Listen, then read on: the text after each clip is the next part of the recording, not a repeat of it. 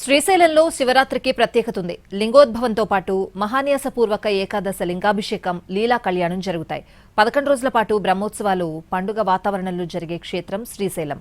1,00,000కు పైగా నిన్న దర్శించుకున్నారు. ఇవాళ ఆ సంఖ్య 1,50,000 వరకు ఉంటుందని అధికారులు అంచనా వేస్తున్నారు. అన్ని డిపార్ట్మెంట్లు సమన్వయం చేసుకుని పనిచేస్తున్నామని, భక్తులకు అన్ని ఏర్పాట్లు చేశామని ఈవో చెప్పారు.